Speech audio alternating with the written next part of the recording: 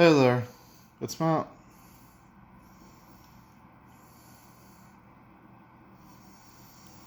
I've been thinking about the beauty within an ideal in its bare form that then grows like a plant that's watered, and it grows and it grows and it grows until next thing you know it is no longer an idea, it is a calculated result.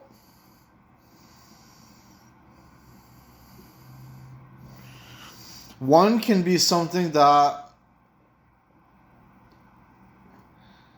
is made to be existent by very simply, say, being on a keyboard and typing out a draft, typing out a few sentences, even. While the other one can lift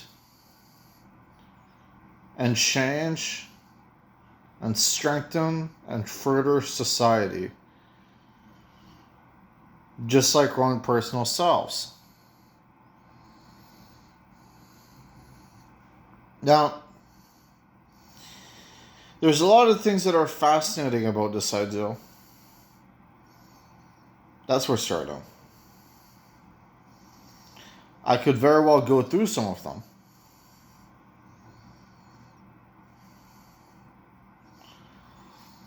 How, as a creative, as a person who loves to create, although I don't do it lately nearly as often as I'd like, how you can just sense the importance, the value, the meaning that a work of art has that you are creating after putting so much work into it, that you go from thinking, it's a mere deficit in my trade, I must let go, to it's a beautiful idea. It's been a beautiful idea, and thankfully I've developed it into a result I was meant to follow through with it, to go through with it all along.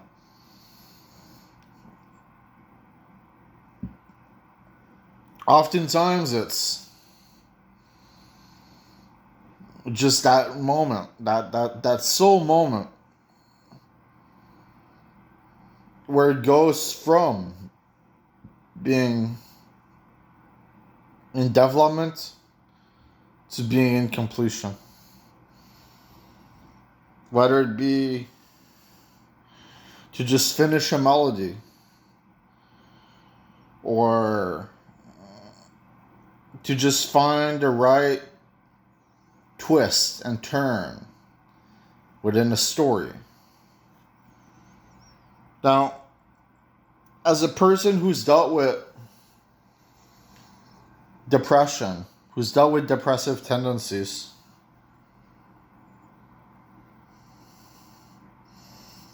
it has been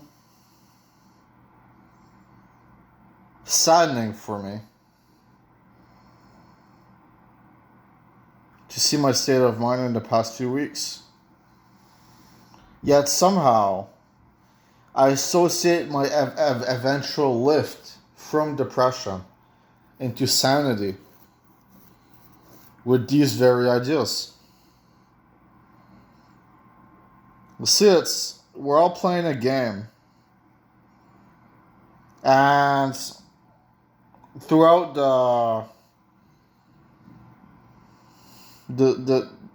throughout this fact,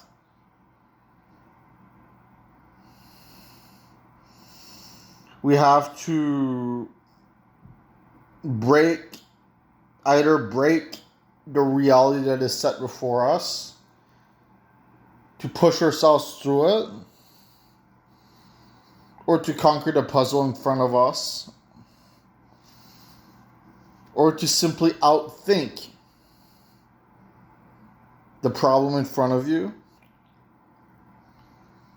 in order to not be your rooted idea that stems out of you at a very young age, that serves to worsen you and to threaten you into submission.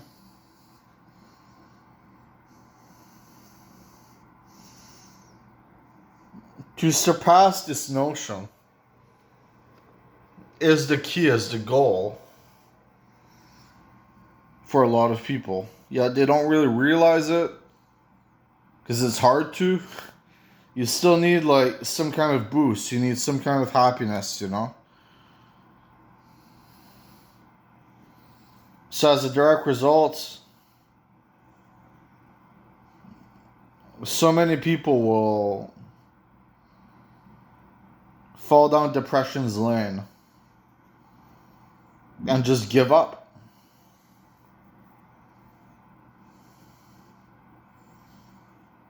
And what saddens me about that is that perhaps they had incredible potential after all. Because to me, like, you always have to ultimately, it feels kind of wrong to not give back to society in one way or another. Me personally, I don't work, you know? So to give back to society, I have to produce. I have to create. I have to express myself. And so on. And I'm thinking in my head, like, those people that are kind of loners. Well, what if, like, deep down they have, like, an incredible talent, you know? Because that could describe me very well. And I happen to think that I'm a pretty talented guy. Now, through the wisdom of soul is heart that we should keep in handy.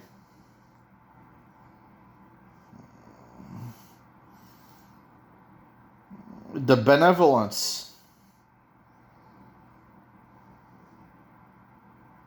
that we give to ourselves and to the ones around us every day.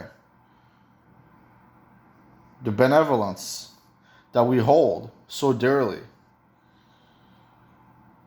The beauty, the pacifism, the kindness in saying hello to a stranger. Or to pursue interesting conversation, discussion with a friend.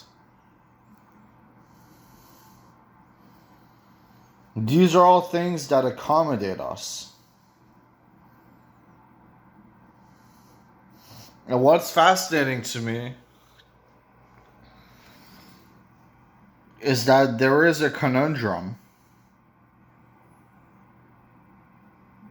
where evil takes hold and you are the judge of what could be past mistakes on your end, of what could be a lonely person who doesn't understand some parts of the world, who is meant to. With kindness comes a truth. We are all meant to accommodate, as it is what gives us joy most in happiness. Therefore, perplexion has my eyebrows raised.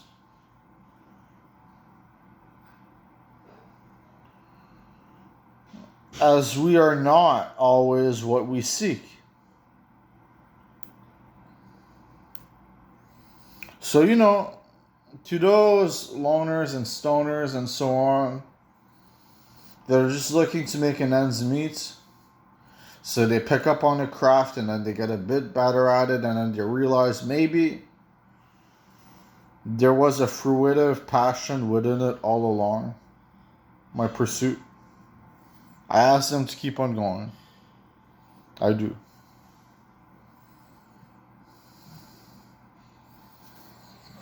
So,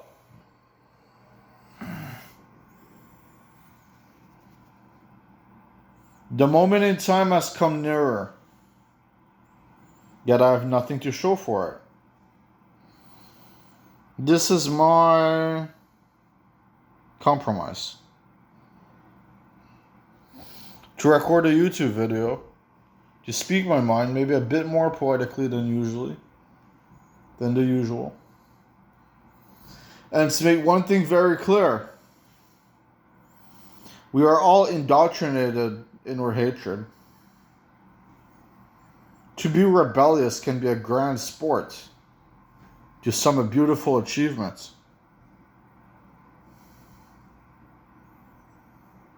Yet,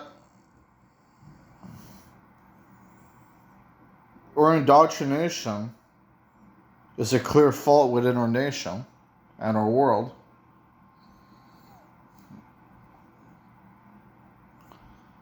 As the only reason to truly be hateful is a reciprocative measure upon hatred. We created ourselves the dilemma, the idea, the reasoning. It is not very applicable to logic. It never really has been.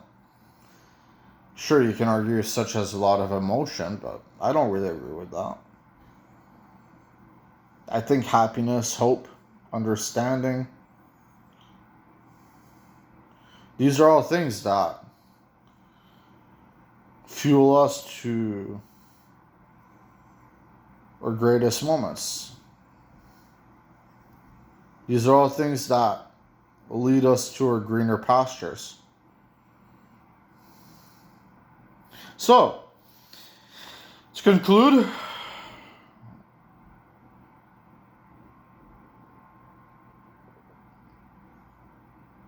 be wary